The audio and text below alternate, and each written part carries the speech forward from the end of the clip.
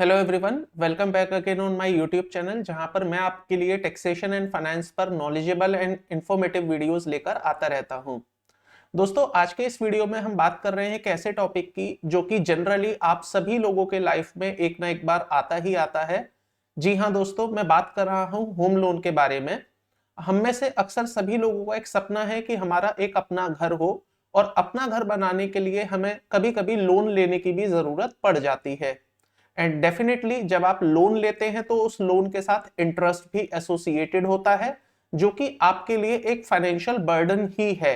तो अगर आपने भी कभी अपनी लाइफ में लोन लिया है या आप लोन लेने वाले हैं, तो डेफिनेटली आपने फील किया होगा कि वो इंटरेस्ट जो आप पे करते हैं वो आपके लिए एक बर्डन है।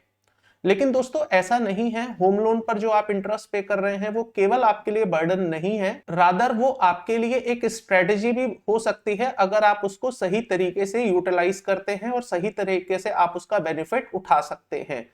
दोस्तों, आज के इस वीडियो में मैं बात करने वाला हूं होम लोन के इंटरेस्ट पर आपको इनकम टैक्स में क्या बेनिफिट मिलता है और कैसे आप उसका यूटिलाइजेशन कर सकते हैं। साथ के साथ एक ऐसा पॉइंट भी मैं आपको आज के इस वीडियो में बताऊंगा जो शायद ही आपने बाकी किसी वीडियो में देखा और सुना होगा। तो आइए आज का वीडियो करते हैं स्टार्ट, समझते हैं कि होम लोन के इंटरेस्ट का मैक्सिमम यूटिलाइजेशन एंड बेनिफिट कैसे लिया जा सकता है। देखिएगा दोस्तों, जैसा कि मेरा टॉपिक है आज का maximising the tax benefit on home loan interest, इसका मतलब जो आप होम लोन पर इंटरेस्ट पे करते हैं आप उसका मैक्सिमम यूटिलाइजेशन या मैक्सिमम बेनिफिट कैसे ले सकते हैं। तो बिफोर स्टार्टिंग द कंटेंट, मैं सबसे पहले आपको यह बता दूं कि इनकम टैक्स एक्ट 1961 में आपको होम लोन के इंटरेस्ट का बेनिफिट क्या मिलता है, किस तरह से आप उसको यूज कर सकते हैं, और फिर हम दोनों ही सिनेरियोज में डिस्कस करेंगे। इसका मतलब जब हम कोई प्रॉपर्टी परचेज करते हैं या कंस्ट्रक्ट करते हैं और उस पर हमने होम लोन लिया हुआ होता है, तो उस होम लोन के इंटरेस्ट का टैक्स का ट्रीटमेंट किस तरह से होता है in both the scenario, where the property is self occupied and second where the property is let out। तो सबसे पहले टैक्स बेनिफिट समझ लेते हैं मोटे मोटे तौर पर। दोस्तों, इनकम टैक्स में एक सेक्शन होता है 24B, जो आपको अलाउ करता है इंटरेस्ट कंपोनेंट की डिडक्शन क्लेम करने के लिए। इसका मतलब भले ही आपकी प्रॉपर्टी लेट आउट हो या भले ही आपकी प्रॉपर्टी सेल्फ ऑक्यूपाइड हो, अगर आपने किसी प्रॉपर्टी के अगेंस्ट होम लोन लिया हुआ है, प्रॉपर्टी के लिए आपने होम लोन लिया हुआ है, तो उस होम लोन के इंटरेस्ट कंपोनेंट के अगेंस्ट आपको डिडक्शन दे दी जाती है। डिडक्शन का मतलब हो गया आपकी इनकम कम कर दी जाती है। तो यहां पर सबसे पहला पॉइंट देखिएगा, SSC can claim a deduction of maximum ₹2 lakh per annum on a home loan interest in case of a self occupied property. तो पहला पॉइंट हो गया सेल्फ ऑक्यूपाइड के रेस्पेक्ट में। अगर आपने कोई भी प्रॉपर्टी ली हुई है और वो सेल्फ ऑक्यूपाइड है, सेल्फ ऑक्यूपाइड का मतलब है आप उसको खुद यूज करते हैं या वो खाली पड़ी हुई है, तो ऐसे में उस प्रॉपर्टी को कंसीडर किया जाता है self occupied. And self occupied property के अगेंस्ट आप 2 लाख रुपए तक की मैक्सिमम डिडक्शन क्लेम कर सकते हैं। 2 लाख रुपए तक मैक्सिमम डिडक्शन का मतलब यह होता है दोस्तों कि अगर आपने इंटरेस्ट की पेमेंट करी है पूरे साल भर में 3 लाख रुपए की, तो आपको डिडक्शन 2 लाख की मिलेगी। और अगर आपने इंटरेस्ट की पेमेंट करी है मान लीजिए 1,70,000 रुपए की, तो आपको डिडक्शन 1,70,000 की मिलेगी। तो कहने का मतलब यह हो गया इंटरेस्ट पेड और पेबल ड्यूरिंग द ईयर और 2 lakh which ever is lower, तो जो भी दोनों में से कम होगा उतनी आपको डिडक्शन दे दी जाएगी। दोस्तों, अगर यही मैं बात करूं लेट आउट प्रॉपर्टी के केस में, तो इंटरेस्टिंगली यहां पर कोई कैपिंग नहीं है। तो जैसा कि सेल्फ ऑक्यूपाइड के केस में आपने देखा 2 लाख रुपए मैक्सिमम डिडक्शन मिलेगी, लेट आउट के केस में ऐसा कुछ भी नहीं है। लेट आउट के केस में आप जितना भी इंटरेस्ट पे करते हैं उस पूरे इंटरेस्ट की आपको डिडक्शन दे दी जाती है। सो देखिएगा यहां पर, whereas there is no cap on interest deduction in case of a let out property, let out property allowing the entire interest to be deducted from the rental income। Obviously आपने अगर property let out की है तो आप कुछ ना कुछ rent receive कर रहे होंगे, तो जो भी आपकी रेंटल इनकम आती है उस रेंटल इनकम के अगेंस्ट आपको अनलिमिटेड इंटरेस्ट की डिडक्शन दे दी जाएगी। कहने का मतलब अगर आपने पूरे साल भर में 6 लाख रुपए का इंटरेस्ट पे किया, 10 लाख रुपए का इंटरेस्ट पे किया, तो पूरे के पूरे इंटरेस्ट की आपको डिडक्शन अलाउ हो जाती है against your rental income. And आपकी जानकारी के लिए बता दूं, रेंटल इनकम आपके income under head house property में टैक्सेबल होती है।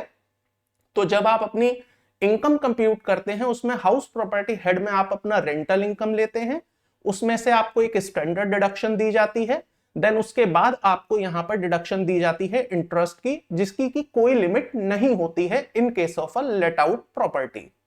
लेकिन दोस्तों यहां पर एक क्लॉज और है इनकम टैक्स में जो ऐसा कहता है कि मान लीजिए अगर आपको हाउस प्रॉपर्टी में इंटरेस्ट की डिडक्शन क्लेम करने के बाद लॉस हो गया और वो लॉस आपका 2 लाख रुपए से ज्यादा का है, फॉर एग्जांपल 4 लाख रुपए का अगर लॉस हो जाता है, या मैं इसको 5 लाख कर देता हूं ताकि क्लैरिटी बन जाए, मान लीजिए 5 लाख रुपए का आपको लॉस हो जाता है, तो आप मैक्सिमम जो लॉस सेट ऑफ कर सकते हैं बाकी किसी इनकम के against, like your salary income, like your PGBP income, like capital gain की इनकम या अदर सोर्सेस की इनकम, तो आप केवल और केवल 2 लाख रुपए का ही लॉस सेट ऑफ कर सकते हैं। रिमेनिंग 3 लाख रुपीस का लॉस आपका कैरी फॉरवर्ड कर दिया जाएगा आने वाले ईयर्स के इनकम के लिए। तो इसका मतलब इन फ्यूचर अगर आपको हाउस प्रॉपर्टी में कोई इनकम होती है तो वहां पर आप अपने पुराने वाले ब्रॉड फॉरवर्ड लॉसेस को सेट ऑफ कर सकते हैं। तो यहां पर एक प्रोविजन को और माइंड में रखिएगा, लेकिन घबराने वाली बात नहीं है, इस क्लॉज का भी आपको बेनिफिट ही मिलेगा। मैं आगे चलकर आपको बताऊंगा आज के इस वीडियो में कैसे आप इसका बेनिफिट ले सकते हैं। सो यहां पर देखिएगा, however there is a set of rule which restrict the maximum set off of losses up to 2 lakh rupees and remaining will be carry forward to the subsequent year। दोस्तों आने वाले 8 साल तक आप इसको कैरी फॉरवर्ड कर सकते हैं। इसका मतलब आने वाले 8 साल में जो भी आप रेंटल इनकम कमाएंगे उस रेंटल इनकम के अगेंस्ट आप इस ब्रॉड फॉरवर्ड वाले इंटरेस्ट की डिडक्शन क्लेम कर सकते हैं। तो यहां पर ये आपका वेस्ट नहीं होगा, बेकार नहीं जाएगा, आप इसको कैरी फॉरवर्ड करिए। इन फ्यूचर जब भी आपको रेंटल इनकम आएगी आने वाले 8 साल तक, तब तक आप इसको क्लेम कर पाएंगे। तो दोस्तों ये तो मोटे मोटे तौर पर हो गया प्रोविजन। अब हम इसको और डिटेल में सेल्फ ऑक्यूपाइड के केस में as well as let out के केस में समझ लेते हैं कि दोनों ही सिनेरियो में इंटरेस्ट आपको किस प्रकार से बेनिफिट देने वाला है। देखिएगा दोस्तों, सबसे पहले बात कर लेते हैं सेल्फ ऑक्यूपाइड के केस में। यहां पर मैंने एक एग्जांपल लिया हुआ है ताकि आपको एक बेटर क्लैरिटी मिल सके। यहां पर मैं एक अजम्पशन ले रहा हूं, वो मैं अभी अजम्पशन आपको बता दूंगा मैंने क्या ली हुई है। सबसे पहला पॉइंट, मैंने मान लीजिए यहां पर एक घर खरीदा है 2 करोड़ का। मैंने उस घर को खरीदने के लिए 1.2 करोड़ का होम लोन लिया और मैं पूरे साल में 10 लाख रुपए का इंटरेस्ट दूंगा और लोन का जो टेन्योर है वो 10 साल चलेगा। यहां पर मेरी एक अजम्पशन है कि ये 10 लाख रुपए पर एनम फिक्स है। फिक्स का मतलब ये हो गया, वैसे तो जनरली क्या होता है, होम लोन का interest year by year reduce हो जाता है। ऑब्वियसली आपने पहले साल में जो इंटरेस्ट पे किया होगा ऑब्वियसली वो दूसरे साल में आप नहीं पे करेंगे, कम पे करेंगे, क्योंकि वो रिड्यूसिंग बेसिस पर चलता है। बट मैं यहां इस एग्जांपल में ये अज्यूम करके चल रहा हूं कि मेरा 10 लाख रुपए का हर साल का इंटरेस्ट फिक्स है। हालांकि ऐसा होता नहीं है, लेकिन एग्जाम्पल को समझाने के लिए मैंने ऐसा लिया हुआ है। तो आप माइंड में रखिएगा कि मैं 10 लाख रुपए हर साल इंटरेस्ट पे कर रहा हूं। और जैसा कि मैंने आपको बताया सेल्फ ऑक्यूपाइड में आप मैक्सिमम जो इंटरेस्ट की डिडक्शन क्लेम कर सकते हैं वो 2 लाख रुपए ही कर सकते हैं। अब आपके मन में एक पॉइंट आ रहा होगा कि सर मैं इंटरेस्ट तो पे कर रहा हूं 10 लाख, लेकिन मुझे बेनिफिट मिल रहा है केवल 2 लाख रुपए का। व्हाट अबाउट द 8 लाख, क्या ये मेरा नुकसान है? जी नहीं दोस्तों, ये नुकसान नहीं है। आई विल टेल यू कि इसका आप क्या कर पाएंगे। तो यहां पर देखिए, आप जो डिडक्शन क्लेम करेंगे वो 2 लाख रुपए की करते रहेंगे for each and every year. And obviously self occupied property है तो यहां पर कोई भी रेंट आपको नहीं मिलेगा। रेंट नहीं मिल पाने की वजह से ये 2 लाख रुपए आपका लॉस होगा और इस लॉस को आप किसी और इनकम के अगेंस्ट सेट ऑफ कर सकते हैं। आपको सैलरी की इनकम होती है, पीजीबीपी की इनकम होती है, आपको कैपिटल गेन या अदर सोर्सेस की इनकम होती है, उसके अगेंस्ट आप इस 2 लाख रुपए को इजीली क्लेम कर सकते हैं। नाउ अब बात करते हैं, ये जो 8 लाख रुपए की मेरी लॉस है इंटरेस्ट के रेस्पेक्ट में, इसका मुझे क्या बेनिफिट मिलेगा। तो दोस्तों पॉइंट ये है यहां पर कि ये जो रिमेनिंग 8 लाख रुपीज हैं ये आपकी उस प्रॉपर्टी की कॉस्ट ऑफ एक्विजिशन में ऐड हो जाएंगे। एंड कॉस्ट ऑफ एक्विजिशन में ऐड होने का मतलब ये है कि जब आप इस प्रॉपर्टी को इन फ्यूचर कभी बेचेंगे तो वहां पर आपका जो कैपिटल गेन कंप्यूट होगा वो एक्चुअली में आपका कम हो जाएगा। तो देखिए अल्टीमेटली क्या होगा, इन फ्यूचर जब आप इस प्रॉपर्टी को बेचने जाएंगे तो वहां पर आपकी ओरिजिनल जो कॉस्ट है वो 2 करोड़ रुपए कंसीडर होगी उस मकान की या प्रॉपर्टी की जो आपने परचेज की थी। वेयर एज जो 8 लाख रुपए आपने हर साल तक इंटरेस्ट पे किया जिसका कि आपको इनकम टैक्स वालों ने बेनिफिट नहीं दिया, तो ओवरऑल 10 सालों में आपने कितना इंटरेस्ट पे कर दिया होगा, 80 लाख रुपए का। 8 लाख रुपए इंटू 10 साल तक आपने 80 लाख रुपए ऐसा पे किया जिसका इनकम टैक्स वालों ने आपको बेनिफिट नहीं दिया। तो इनकम टैक्स एक्ट सेइंग कि ये आपकी कॉस्ट ऑफ एक्विजिशन में ऐड कर दिया जाएगा। तो आपकी जो कॉस्ट ऑफ एक्विजिशन होगी वो 2 करोड़ ना होकर 2.8 करोड़ हो जाएगी, 2 करोड़ प्लस 80 लाख रुपए। तो यहां पर आपको बेनिफिट ये मिल रहा है दोस्तों कि जो रिमेनिंग 8 लाख इंटू 10 ईयर, इसका मतलब 80 लाख रुपए है, वो आपकी कॉस्ट ऑफ एक्विजिशन में जुड़ जाएंगे over the period of 10 year. अब इसका बेनिफिट कैसे मिलेगा आपको, देखिए at the time of sale, जब आप उस प्रॉपर्टी को भविष्य में बेचेंगे, मान लीजिए आपने प्रॉपर्टी 4 करोड़ की बेची, तो instead of cost of acquisition taking at 2 crore, आप यहां पर जो कॉस्ट ऑफ एक्विजिशन लेंगे वो 2.8 करोड़ लेंगे।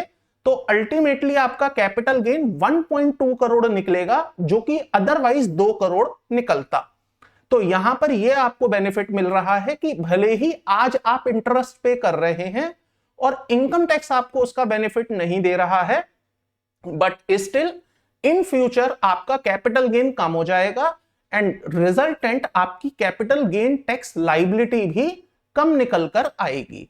तो यहां पर जो की नोट है सेल्फ ऑक्यूपाइड प्रॉपर्टी के केस में वो ये है कि आप अनक्लेम इंटरेस्ट को अपनी कॉस्ट ऑफ एक्विजिशन में ऐड कर सकते हैं, जिससे कि आपका कैपिटल गेन का टैक्स कम हो जाए।